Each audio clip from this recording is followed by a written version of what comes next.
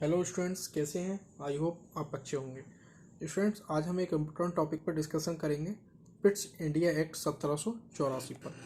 British east India company के तहत जो अधिनियम पारित हुए थे उसमें एक अधिनियम था ब्रिटिश इंडिया एक्ट 1784। इस एक्ट में स्टूडेंट क्या था कि कंपनी के व्यापारिक और राजनीतिक कार्य अलग अलग कर दिए गए। कंपनी दो तरह के कार्य कर रही थी उस समय, व्यापारिक और राजनीतिक, दोनों को अलग अलग कर दिया गया। निदेशक मंडल को कंपनी के व्यापारिक मामलों के अधीक्षण की अनुमति दी गई, लेकिन राजनीतिक मामलों के लिए एक नियंत्रण बोर्ड का गठन किया गया। इसी में स्टूडेंट्स हम देखते हैं कि 1786 का एक अधिनियम है, जिसमें 1786 के अधिनियम के द्वारा गवर्नर जनरल को विशेष परिस्थितियों में अपने परिषद के निर्णय निरस्त अथवा लागू करने का अधिकार दिया गया।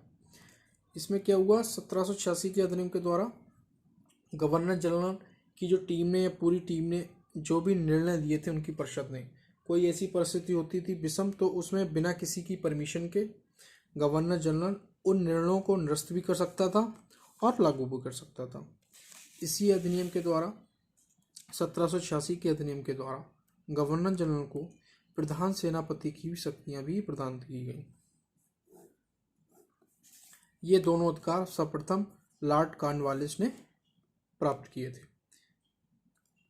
1746 के अधिनियम के द्वारा जब विशेष परिस्थितियों में अपने निर्णय लागू और निरस्त करने का अधिकार मिला, और दूसरा अधिकार मिला प्रधान सेनापति की शक्तियां मिली। ये दोनों शक्तियां कौन से गवर्नर जनरल को मिली? लॉर्ड कॉर्नवालिस को मिली। ये गवर्नर जनरल थे उस समय।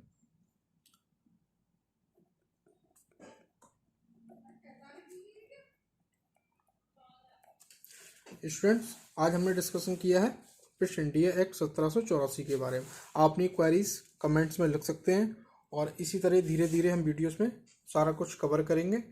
और ऐसी इंपॉर्टेंट वीडियोस देखने के लिए आप हमारे चैनल यूपीएससी अध्ययन को फॉलो कीजिए। Thanks for watching.